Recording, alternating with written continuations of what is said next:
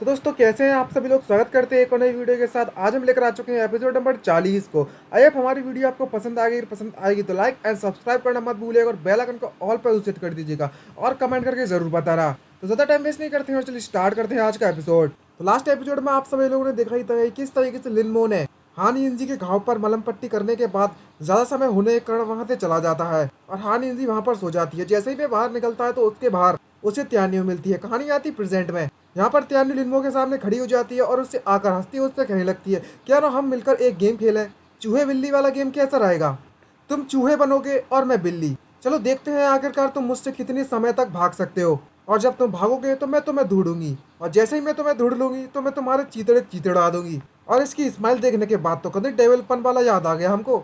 और कहने लगती है जैसे ही मैं तुम्हें ढूंढ लूंगी तो तुम्हारे जो बॉडी के 108 टुकड़े कर दूंगी और उन सभी टुकड़ों को मैं जाओ यूतांग के पास भेज दूंगी। तब जाके मुझे कतई बहुत ज़्यादा मज़ा आने वाला है। और अगर हम इस तरीके गेम खेलते तो हमारी मिस जुओ जो यूतांग है उसे हर एक दिन हमारे लिनमो का एक नया पीस भेजा जाएगा। ये सोचने के बाद तो मुझे कतई मज़ा आ गया। मैं इस बात को लेकर काफ़ी ज़्यादा उत्सुक हूँ कि मुझे कितना ज़्यादा समय लगने वाला है तुम्हें पकड़ने के लिए। और एकदम से जीप बाहर निकालती है और तभी लिनमो के कंधे पर हाथ रखती है और उससे कहने लगती है चलो अब मेरे छोटे माउस यहाँ से भागना चालू करो और आज रात को मैं तुम्हारी हंटिंग करना चालू रखूंगी। लेकिन लिनमो उसकी बातों पर बिल्कुल भी ध्यान नहीं देता और वहाँ से बिल्कुल पैदल पैदल मतलब शांति से चला जाता है। तभी त्यानू उसे पीछे चिल्ला से वो कहने लगती है तुम्हें ज़्यादा स्ट्रेस करने की जरूरत नहीं है। और लिनमो को इस तरीके से जाते हुए देखती है यूत्यांग और उससे अपने आप से कहने लगती है त्यान्यू अपने आप से कहने लगती है मेरे हाथों के चंगुल से बचना इतना ज़्यादा आसान नहीं होने वाला।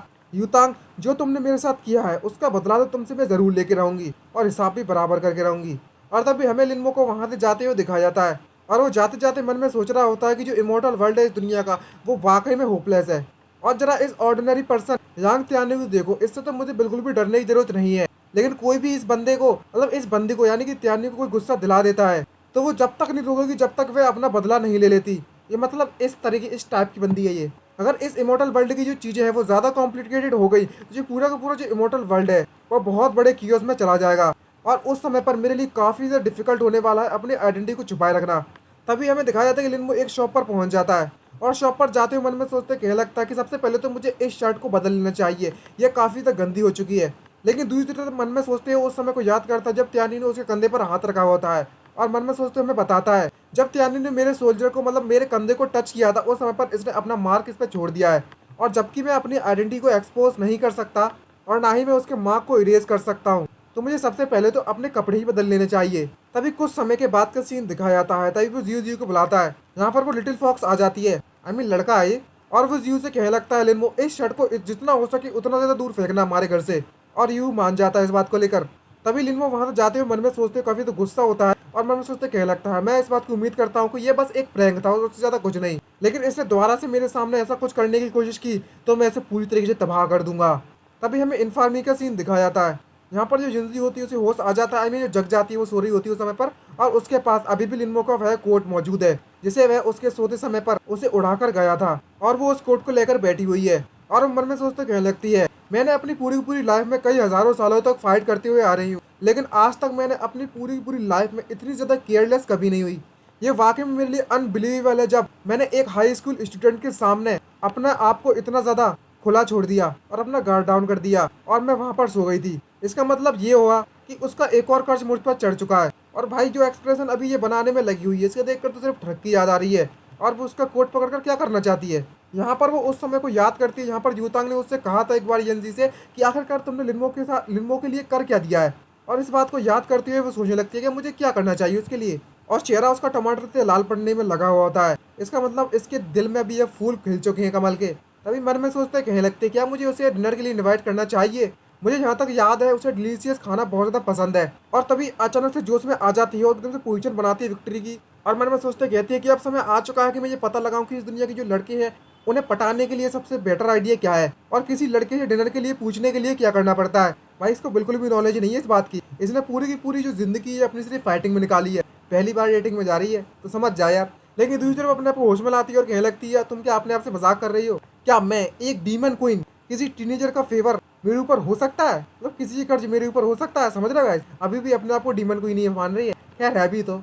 तभी अचानक से उसे कुछ याद आता है। उसका जो कोट होता है उसके पास अभी भी मौजूद है और जैसे ही उस कोट से अपना हाथ उठाकर अपनी नाक के पास रखती है, उसे सूंघना चालू कर देती है। तो क्या समझ रहे हो, ये ठड़कपन की हद हो गई है। अब वो लिनमो की स्मेल ले रही है उसके कोट से। भाई कितनी ज़्यादा ट्रक बढ़ गई है इसके अंदर। और उसको सूंघने के बाद कहती है वाह मस्त स्मेल आ रही है। तभी नाइट का सीन हो जाता है और वह जो हान यिनज़ी होती है वो अपने घर पर पहुंच जाती है। टोटली उसका दिमाग फ्यूज हो चुका है इसकी खुशबू के कारण। मतलब इसके दिल के तो तार पूरे हिल चुके हैं, पूरी तरीके से हिल चुके हैं। अब यहाँ पर समझ जाओगे क्या कह रहा हूँ मैं। और वो कहने लगती टमाटर के लाल होते हुए, मैं अपने आप पे गिव अप करती हूँ। आखिरकार इस दुनिया में इतने ज्यादा रूल्स क्यों पड़े पड़े हैं, हर चीज के लिए एक नया रूल। भाई ये बात से तो मैं भी एग्री हूँ। अगर मैं अपने डीमन वर्ल्ड के जितने भी रूल हैं उनको और इस दुनिया के जितने रूल हैं उनको मिलाकर देखूं तो इस दुनिया के रूल्स तो इतने ज्यादा कॉम्प्लिकेट है ना, ओ भगवान, मेरे को बिल्कुल ना समझ में आ रहा। और वहीं पे चिल्लाने लगती है और तभी भी वो अपने डुप्लीकेट को समन करती है और उससे कहने लगती है यहाँ पर इस चीज के बारे में ज्यादा सोचने की जरूरत नहीं है, मुझे अपने डुप्लीकेट गैंगर की मदद ले लेनी चाहिए। और वो अपने डुप्लीकेट को बुला लेती है और कहने लगती है कि तुम मेरे साथ प्रैक्टिस करो। और हम आज ही हम सारी की सारी प्रोसेस की प्रैक्टिस करेंगे जहाँ पर हम लिनमो को डिनर के लिए इनवाइट करने वाले हैं। तभी उसकी डुप्लीकेट उससे कहने लगती है मुझे समझ में आ चुका है, लेकिन तुम्हें पहले क्या इसके लिए खुद का रेस्टोरेंट नहीं बुक कर लेना चाहिए। इससे हमें पता चलता है कि इस डुप्लीकेट की खुद की एक विल है और खुद का एक दिमाग है। भाई इससे ज़्यादा स्मार्ट तो उसका डुप्लीकेट लग रहा है मुझे। और उसका डुप्लीकेट उससे कहने लगता है कि तुमने अभी तक किसी भी मतलब कोई टाइम ना ही कोई जगह डिसाइड की है कि अगर कर तुम लिनमो के साथ कहाँ पर डिनर पर जाना चाहती हो।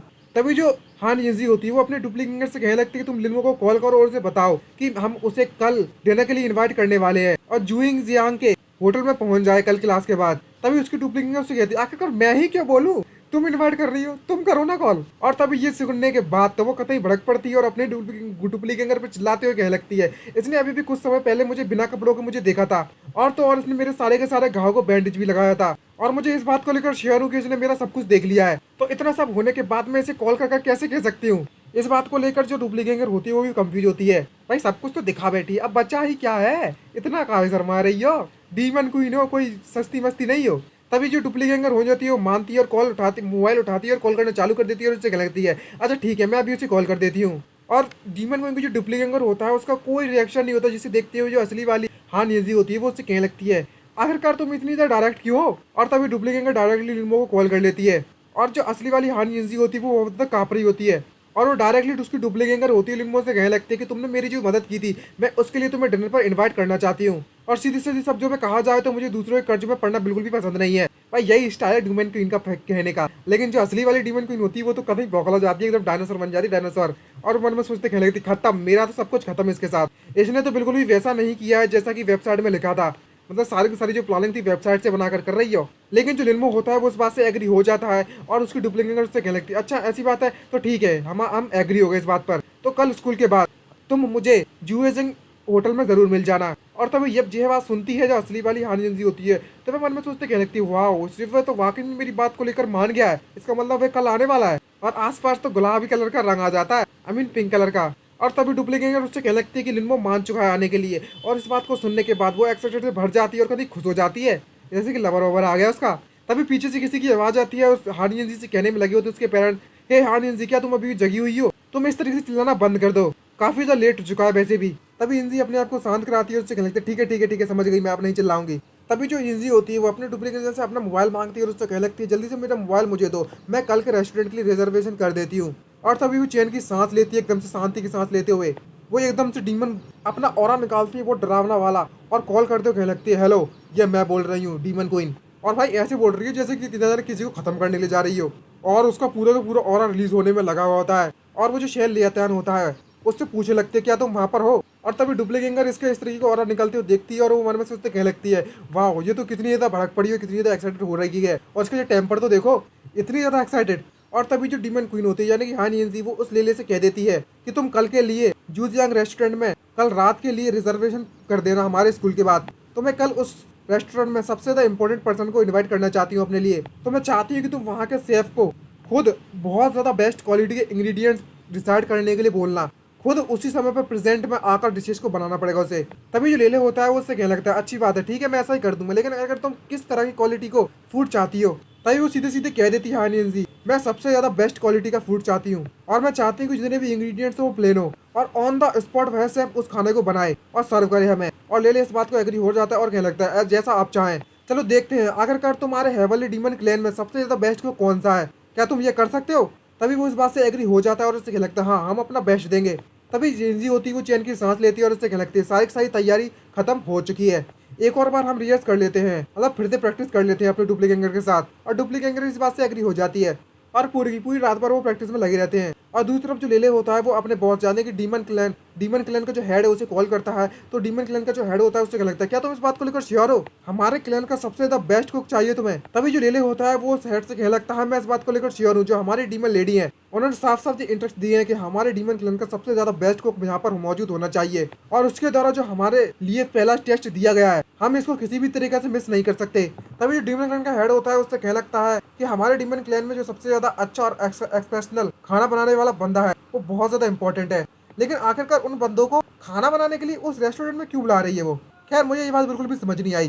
तभी जो बंदा होता है वो चिल्लाना चालू कर देता है और उससे कहने लगता है ले चिल्लाने कहने लगता है यहाँ पर जो आदेश है हमारे डीमन क्वीन की तरफ से आने में लगा होता है, यहाँ पर कोई डाउट नहीं होता कि हम उन पर किसी भी तरह का डाउट करें और हमें उनके हर एक आदेश का पालन करना पड़ेगा और जो भी हो सके वो पॉसिबल ही करना और सारी की सारी परेशानी को अवॉइड कर दो बेटर रहेगा। तभी उसका बॉस उससे कहने लगता है अच्छा ठीक है कल का सारा मैटर मैं संभाल लूंगा और कल जो जी जिंग रेस्टोरेंट है उसको मैं सारा का सारा बुक कर लेता हूँ। तभी ले चैन की सांस लेता है, फॉल कट जाता है और मन में सोचते क्या लगता है कि लास्ट टाइम को जो ब्यूटी कंटेस्ट है मैंने उसमें बहुत ज्यादा बुरा परफॉर्म किया था, तो इस समय पर मैं बिल्कुल भी किसी भी तरह की मिस्टेक नहीं बनाना चाहता। लेकिन आखिरकार मुझे एक बात समझ नहीं आई कि जो डीमंस की लेडी है हमारी वो किसी को डिनर पर इनवाइट क्यों करना चाहती है और इतनी ज्यादा फ्यूज क्यों खड़ा कर रखा है एक छोटी सी बात को लेकर। इसी के साथ हमारा ये एपिसोड समाप्त होता है। तो जो हमारा जो डिनर का सीन है नेक्स्ट एपिसोड में आपको पता चलेगा क्या ये सक्सेस होगा, क्या बवाल मचने वाला है भाई, क्या शांति से जो हो पाएगा लगता है आपको, तो कमेंट करके जरूर बताना। आज के लिए मिलते हैं नेक्स्ट वीडियो में। Bye bye, sayonara, signing out.